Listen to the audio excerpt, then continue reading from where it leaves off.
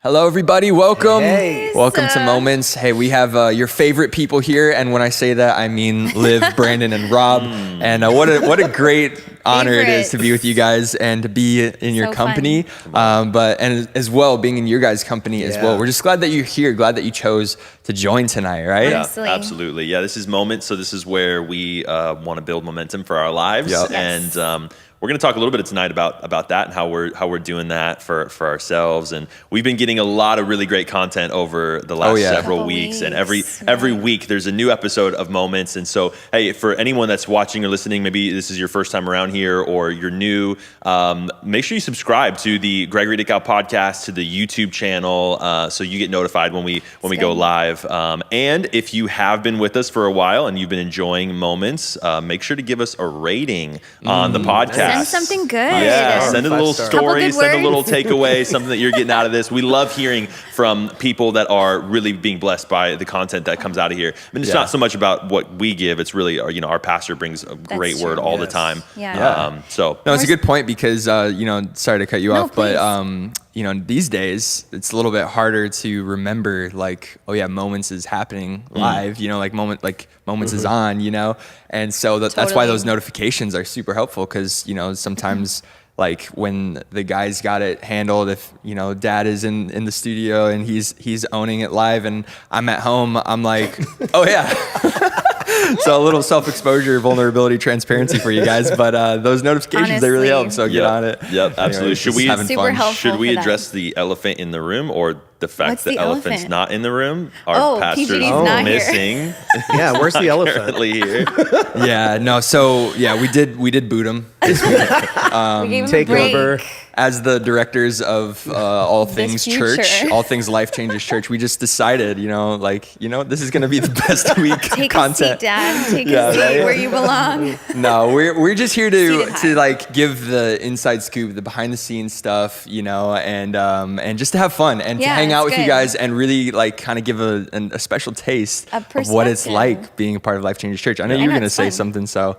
No, I know. I'm totally interrupting you. No. That is something I have to work on. What? No, I'm always cutting off sentences.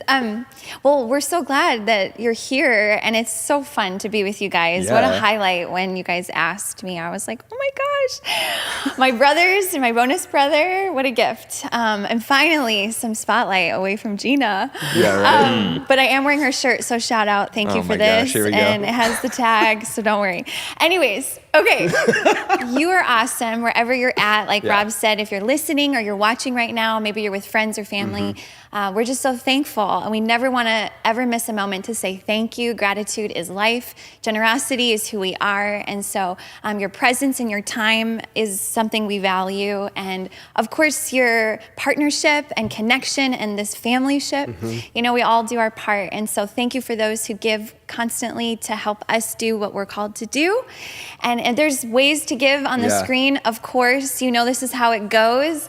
You're welcome to give now. You're welcome to give later, tomorrow, whatever's on your heart, no pressure. But I'm thankful that I'm here because of the giving of people that went before us, and just it's a real privilege. So thank you, and know that God's going to bless it, bless you. And I hope you're encouraged tonight and feel that this is something that you want to share maybe with someone right now. Yeah, right? 100%. Why not? This is the best crew of people to hang out with on Wednesday night. But or if you're watching later, welcome. But anyways, Liv, it's funny you mentioned interrupting because a little throwback that gave me a little throwback in the moment of when we used to have family arguments and stuff like that, sibling arguments, and all the time. So true. No, I don't want to throw you under the bus, I'm under but the bus. most of the time, Liv would be like, "Hold on, you're interrupting me. I need to finish my point or whatever." And I think everyone does that. But it's just funny that you mentioned that. It kind of brought me back to those moments. I And did that the other day. me being the fourth child before Roman days, I was the youngest, and I just remember every dinner sitting there, just everyone else talking and me just being solid. So that's how Liv's day was. That's how Rob's day was. Gina's day was. And now they're fighting. Now they're arguing. Now they're complaining. And I'm just I just wanted to ask for my mom to pass the beans or something. I don't know. Of course, you were the innocent child. Yeah, I was the innocent one.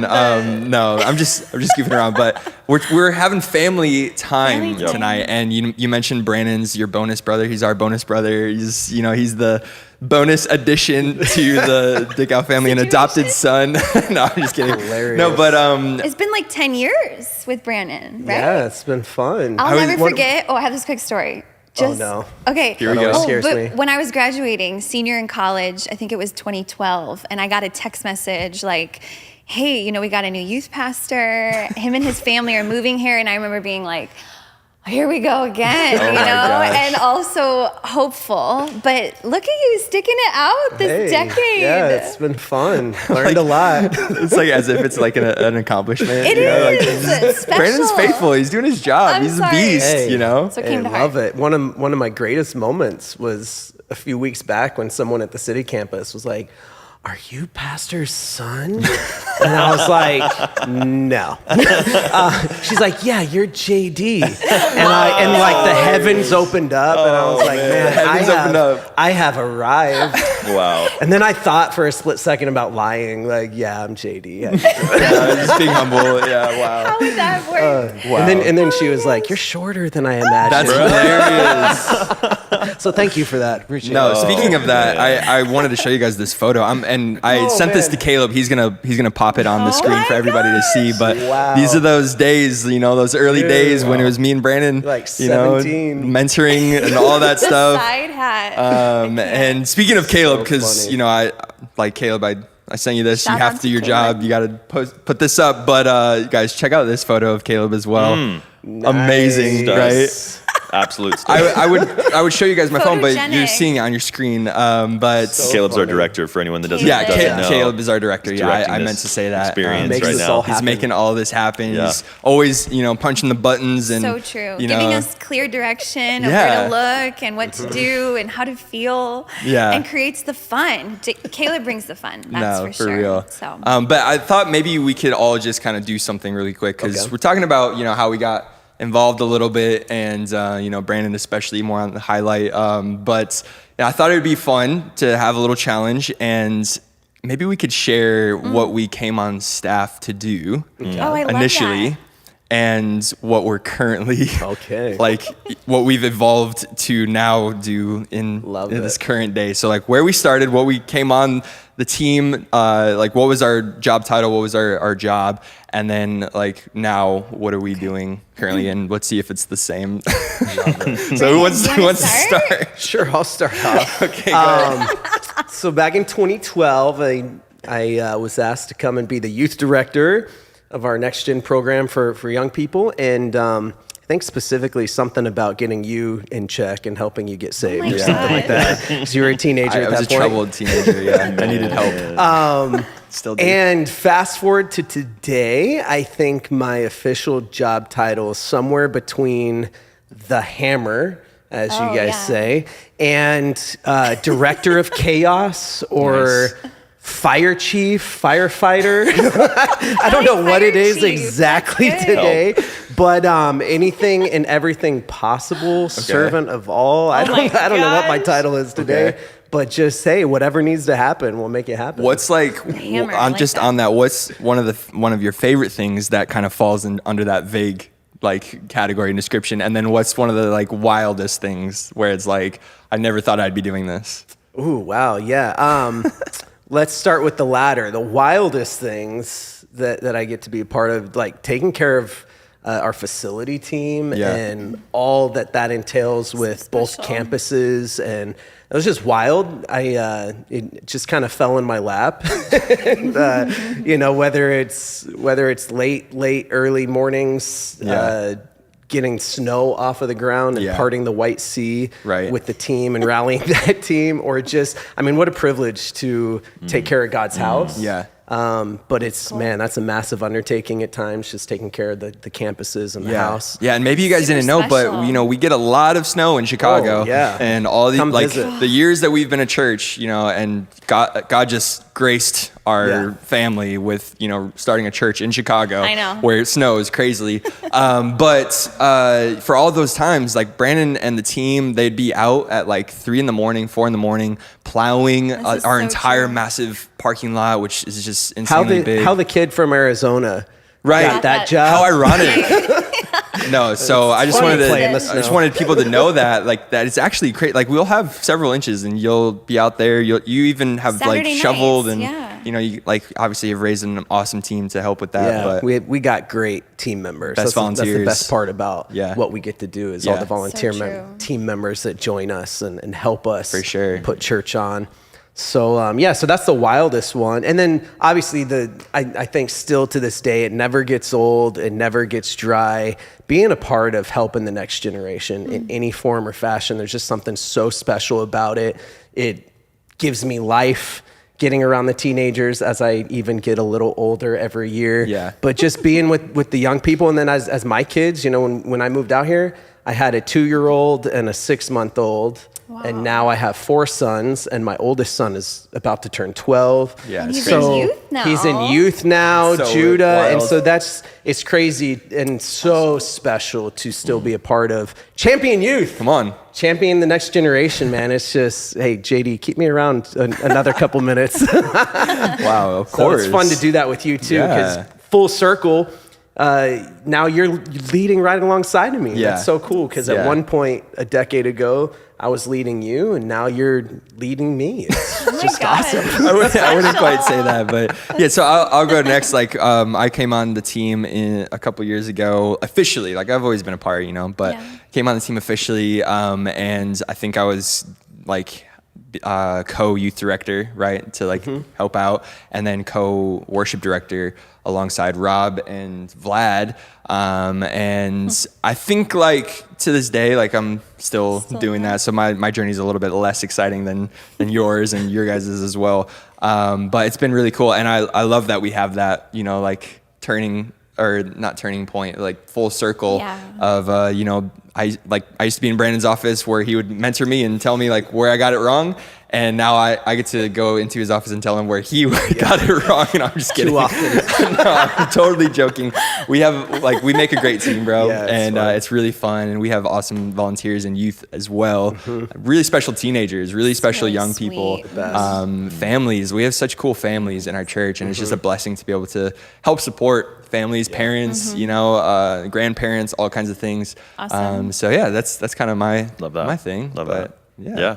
Liv? You want to go? Absolutely. I started, I did landscaping. Yep. That's literally where I started. I think I so was wild. 13, 14, and they put me to work in the I didn't know parking. that. That's good to yeah, know. Yeah, They I put was you to out work. there. They? No, yeah, others. absolutely. I cut myself with the hedge trimmers one time, sliced my knee, and then I walked in. There's blood coming down my knee. You didn't even know?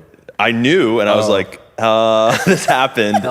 And so we made it though. But yeah, no, and then I moved into editing. Thank God I got actual to be inside, and that was really nice. Yeah.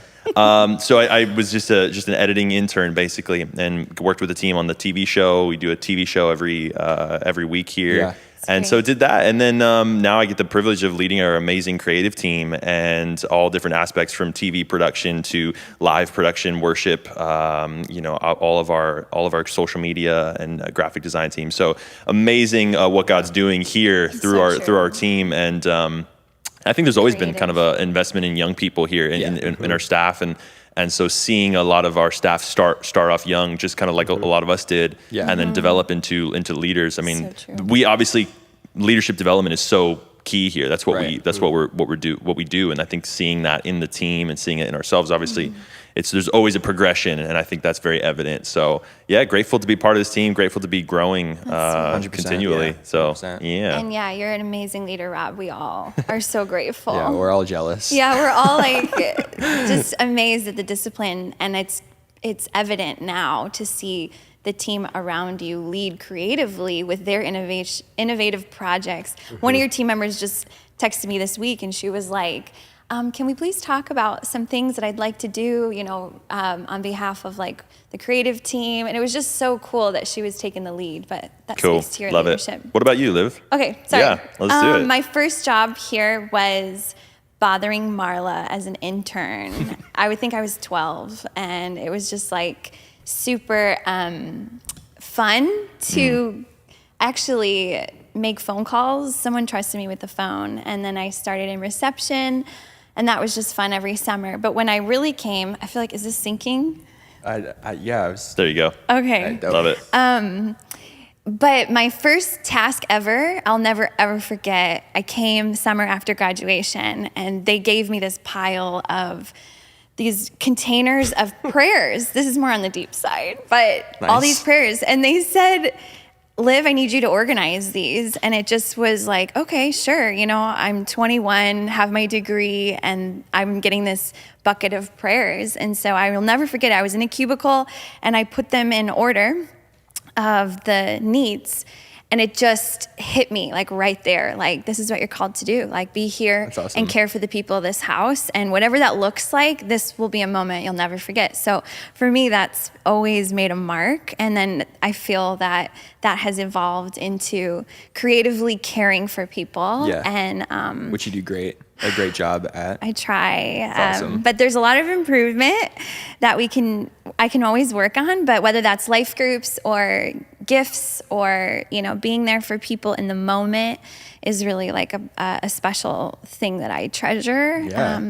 Not to my mention response like time. helping lead volunteers, communications all across church, even like city campus, like shout out to Chicago. Huge pillar for that. Thanks, Joe. Campus. So yeah, you're a beast. Fun. And it is fun. And you know, kind of like what Rob was mentioning a little bit, like, you know, we have that culture characteristic where we really sow into young people and believe in young people, and that's why I thought it'd be cool to like kind of put in perspective where we started and kind of how that's evolved. And, you know, landscaping, like, you know, you probably would never thought, oh yeah, like I'm gonna be doing like the TV program, like, you know, whatever later down the line. And same with you, you just thought you were coming to Chicago to, you know, preach to the youth, but that turned into so many different things, you know? And so it's just like, it's really cool to think about that, you know, just getting into the right place and getting into the right seat, being under the right leadership in the right church, being around the right community, all of those things really help shape you or any individual to become like closer to what God has called us to, and like to unveil the potential that's within us. And that's why we do this. That's why we do these segments. That's why we, you know, like we like to do content. We like to pour into people because we know from us, like we're, you know, pure examples, firsthand experience that someone poured into us and it's enabled us to get to where we are now. And granted, it's not perfect. We're not perfect. But that's why like church is awesome. That's why Jesus is amazing, because where we're imperfect, wow. English language, where we lack, he supplies and he provides and he fills and he uses people. He uses broken people, which I think is so cool. So he uses us. Yeah, exactly. And the whole kind of to go back to why we're here and not PGD, pastor. We kind of had a moment a couple of weeks ago where me and him were on stage and we were chatting about youth ministry, the next generation and stuff. And he was like, I just do what the kids tell me to do, you know, and we kind of had that fun moment. And, you know, as much as like, I was going to say, like, as much as that's true. No, I'm just kidding. No, I didn't know how to, like, carry that joke, so whatever, that's a fail. But he's so open to what the team has to say. He's not a boxed-in leader that's just, like, do everything that I say. He's not like that at all. He's always, like, empowering and giving us a place. And even as his kids, he's done a really good job of not just, like, hey, you're my kid, so, like, here, I'm going to trust you. We've earned that through like, you know, we've landscaping. also bothered him. Like, I remember I was like, Dad, City Campus doesn't have like the signage we have at Hoffman. I remember saying like, also, I feel like we need some more like consistency, like what we're getting here. And I just kept bugging him. He said, stop talking and go do something about it and go fix it, go make it great. I'll never forget, like, I can complain or I can do something about it. And he always blew on that. Yeah. So, and I think that's great. And again, like, I'm not trying to say we're so great and like, look how we've made it, guys. No, like, true. pat on our back. Sorry, No. I'm saying like the perspective is that, like, you know, we are a team and, you know, and we have a great leader, but he's someone that empowers people. He believes in people. And so we're just an expression of that. And we carry that spirit. We carry that culture, you know, to believe in others. And it's just really cool. And so that's why we wanted to hang tonight, to just kind of, get a closer glance at what that looks like and a closer look and like what does the team actually do, at church and what it like.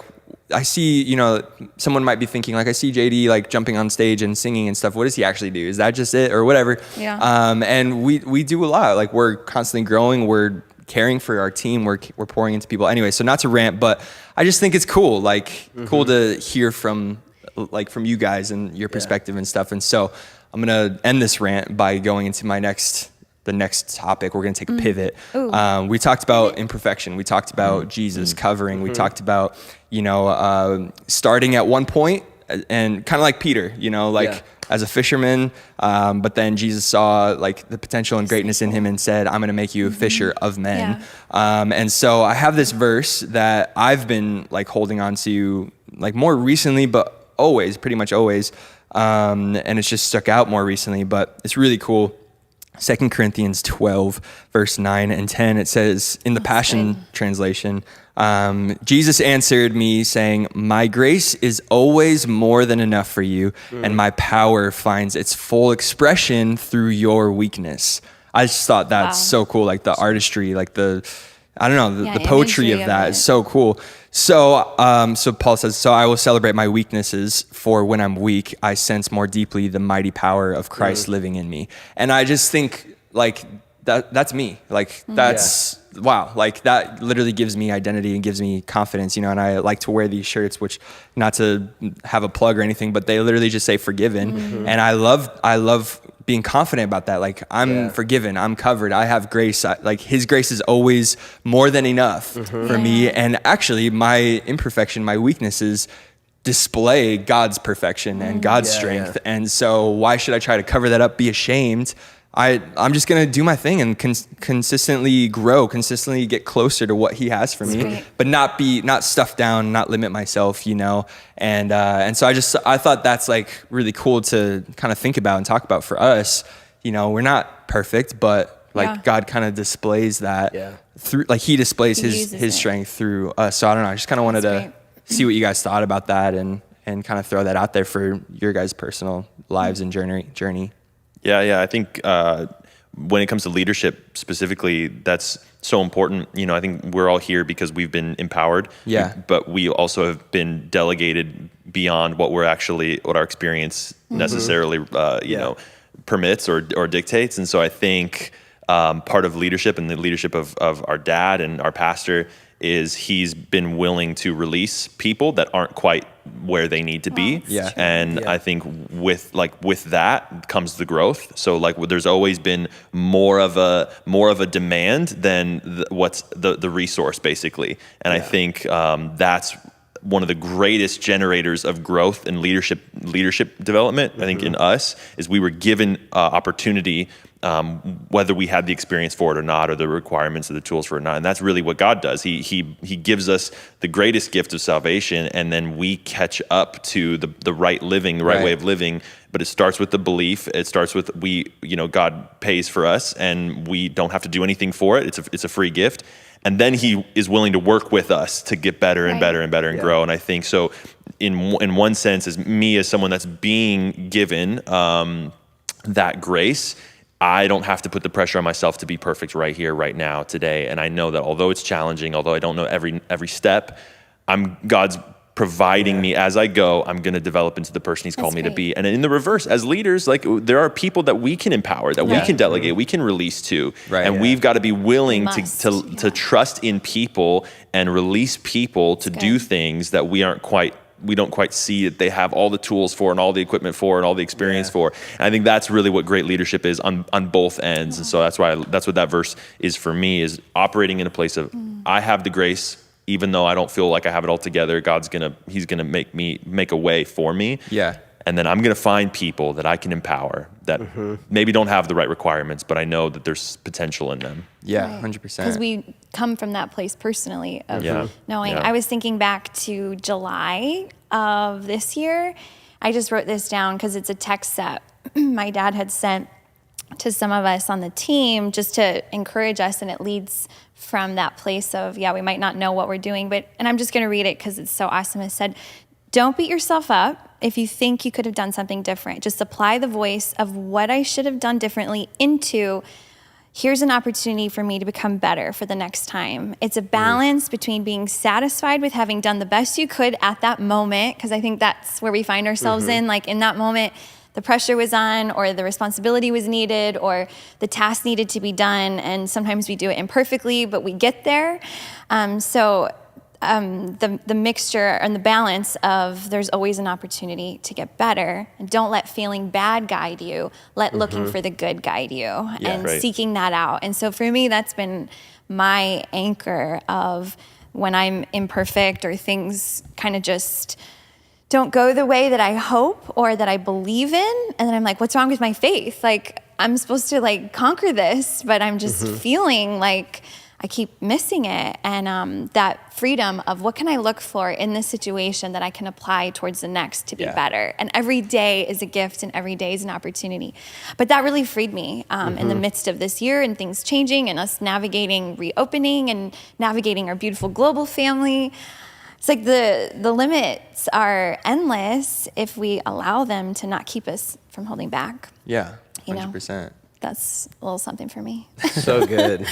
So awesome. No, this verse, JD, I've always felt that and echoed that at my weakest, I'm at my best. Yeah. And in some practical ways that happens with me personally, like the more tired I am, I don't know why, I'm at my best. And I think it's just because of the truth behind this word. When you're leaning on yourself and your own strength and your own, efforts, it's just not the best place to be at. But when you are at your weakest, you have no choice but to lean on the Lord, to lean on his strength, to lean on his guidance. And our pastor's been such a great example of that, leaning on the Lord for everything that we need and teaching us that as a team. And even just last week, sharing with us, in moments when he said, nowadays his greatest competition is himself. That was so good. Being a better version of himself versus, when we're not at our best, our greatest competition is others around us or team members or, you know what I mean? But we really just need to focus on ourselves. Are we qualified? Probably not. But God's never called qualified people ever. Everyone in the Bible was underqualified. Yeah, available. And I love that because I'm underqualified. Right. That's really great. I just think that deserves just to be second, like the whole concept of competition. Like, why is it that we are so wired to compete with people? Like, it's something that I think we don't pay enough attention to. And I had a conversation with a friend just the other day, and we were talking about it. Like, why can't we just completely shift our perspective to seeing every single person, no matter who they are to us, as an opportunity to love, like an opportunity really to give love. Like, it just takes a way of like a switch in how you look at a person.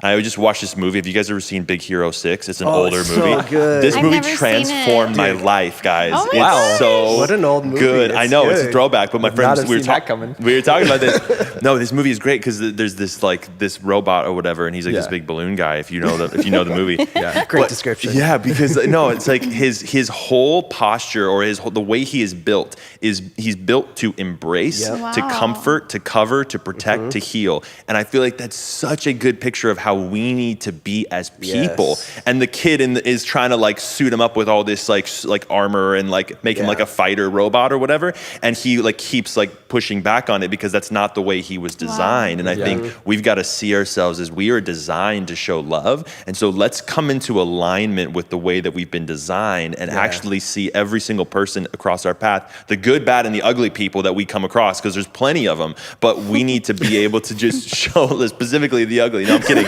No, but we need to be in that place of embracing and just letting things bounce off of us too, like the stuff that we let get into us because someone said something or did something.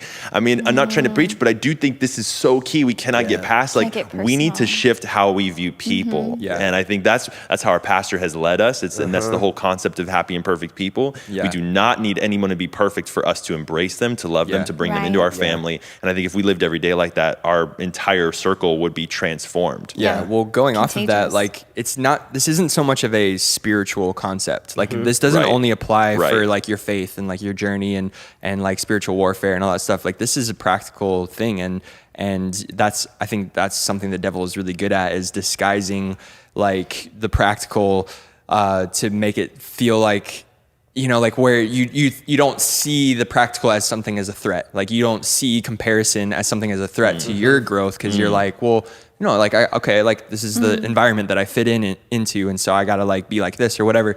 But that's where he disguises it, because we can't be based off of comparison, can't be based off of whatever. So all I'm trying to say is that it's not so much of like this deep spiritual thing that only applies in the church realm. It applies in everyday life. These concepts that we're talking about and this identity, and really you're saying like we got to look at other people differently. We really have to also look at ourselves differently, because I think that's one of the biggest triggers to compare is when you feel like you're trying to cover up where you are not good. And so you look at other people to see like, okay, well, how do I make myself better so that I can be better than them? When really we should be like, you know what? Okay, look in the mirror. Dang, like Michael Jackson said it, like I'm starting with the man in the mirror. Like if we look in the mirror and we realize these are things I actually need to address. These are things I actually need to work on. That's what's gonna give us longevity and like growth long term, rather than just, okay, how can I be better than this person? Then I'm okay. Then I'll like accept of myself, and then I'll pass and then stay there until I have to compare again. So it's very practical. Tying that back into what you were referencing from last week was the only person we're really comparing with is the previous version of ourselves. Yeah, so we can look in the mirror and say, I can adjust this thing, I can improve on this thing, and get a little bit better every day, paired with grace. Yeah, exactly. And giving ourselves grace. Which is why that verse sticks out, because like it's okay to have a weakness. It's okay to have a flaw. Like that's the goodness of Jesus. That's the goodness of grace. And so we Pastor talked on this a couple months ago, maybe I don't know, even longer, but this stuck with me. Living from the throne, living at the throne, living for the throne. So and those first two are so key. Like knowing where you come from and like what your identity is, and then staying at the throne, staying in God's presence, and taking that strength, taking that identity with you in your everyday life, which protects you from all of those insecurities and threats and stuff. So anyways. Brilliant. That's really great. There was also a scripture that comes to mind that has been something I've been holding. Come on. And it says in Psalm 121, verse 5, it says, the Lord is your keeper, the Lord is your shade on your right hand, the side not carrying a shield. And that has just transformed me, because I think as Christians, we know we have the armor, we know we're prepared, but you can't have a shield around your whole body. You can only practically hold it in one place. And I just thought, wow, the side not carrying the shield, that's where the Lord's shade is on. That's where his presence is on. So in my weaknesses, in my blind spots, in the arm or the side that maybe I didn't foresee needing protection or needing strength, his presence is there. And so I also know a couple weeks ago, he said, you got to look and face head on, do the work of confronting excuse making. Which I always have a reason for why I didn't get something done, and it totally factors, and it's justified in my head, and so. What's that verse, by the way, that you mentioned? Psalm 121, verse 5. That's a song, right? Well, it's where that's does like my an help come from? old school worship song. It's where. Do we know that one? Should we learn it? Yeah, where my help comes from. Yeah, my help. Yeah, it's like, I'm not gonna sing it, but that's a great. We grew up on that song. I mean, that's like old school for anyone that's like OG church. I'm trying to think of how it goes. No, it goes, I will lyrics? lift up my eyes to the hills, from whence cometh my help. My help cometh from. Okay. Yeah. That's a great song. Yeah. Yeah. The Lord which made heaven. Come on. Oh yeah. Nice. No, it's just like come on, Brandon. Don't you love singing? Brandon. That's from the Amplified, by the way. Did you guys just hear Liv singing? What she didn't mention, she was on the worship team once. Yeah. One time. One Sunday. Why you gotta do that? Oh man. She was on the worship team once. Oh man. Literally. Okay, we gotta wrap up. No, for sure. So good. I think the biggest takeaway that I want for everyone to walk away with is not just, like that's how they do church. That's how they live out their church career. This is really, there's some practical things in here that we really want to just encourage, that as an example, as however best we can display, this is what the journey we've been on and what we've applied and what we've been working on. And we can't compare to each other. As much as we joke about comparing to Rob, he's like probably the most ideal human being, and obviously in progress, in work, like, but you're further along than everyone else. You guys agree with that? Yeah. Right? And so as much as we joke around about that, the reality is we can't live our everyday trying to compare to each other and like outdo each other in our church environment, because that's going to produce terrible results. Toxicity. Yeah. Like we gotta help people. We gotta serve people. We gotta lead people. And for whatever area of life that you're in, that you've got to contribute and do, like maybe leading for your family or leading at your job, whatever. Yeah. These are principles and practicals that you can apply, and that will make you better and help you grow and build that momentum without like having to feel like you're stressed and like I'm not good enough and whatever, coming from that place versus being at peace and knowing you got grace. And that's so key, because it's everything we're talking about has, for me personally, hasn't just impacted my leadership here on the church staff or the teams here or who I am as a leader, church staff member, but it's impacted me as a father. Right. Like I used to be a bad father because I was not born with empathy. So I used to think. And then I started listening to PGD on Wednesday nights, and I'm like, wow, I should be more empathetic. I've become a better husband. I've become a better friend to people. Like this impacts all of us watching and listening and leaning in. If you apply these leadership principles, lead yourself, and then it impacts every area of your life. So great. I'm grateful. And everyone can partake in it. Like you're saying, apply it personally and don't beat yourself up. We're in it with you. So thanks for sticking with us. Really, it's what we believe here. It's who is greater than do. What we do is far less important than who we are. And I think that's the investment that our pastors made in us, is really getting us to pouring into us at the who level, at who we are in Christ. I mean, for anyone that's watched, that's been a part of church for longer than a couple of weeks, what we believe here is identity is at the start of everything, and understanding who we are in Christ. And so no matter what you're doing, no matter what we're doing, when we started, where we are now, the investment has always been into who we are. And if we continue to pour into that, then what we do will continue to flourish. So I believe in that really strongly. And I think for everyone listening, it's all about who you are, and that's why we gather. We gather to grow as people at our core, at who God's called us to be, and invest in that. And then everything that we do, our behaviors will follow our beliefs. Our behaviors will follow what we believe about ourselves. And so I'm really grateful to be a part of this team. That's the investment, that's the focus, and it's really making a difference. Yeah, love it. Thank you guys so much for being with us. Hope you enjoyed this time. And if I could just close out with one-liner. Tell us. What is but? Who is cool? I don't know. Let that settle a little bit. All right, love you guys, and we'll see you at church on Sunday. Thanks again for being with us. You guys are the best. We love you. We'll see you. See you soon.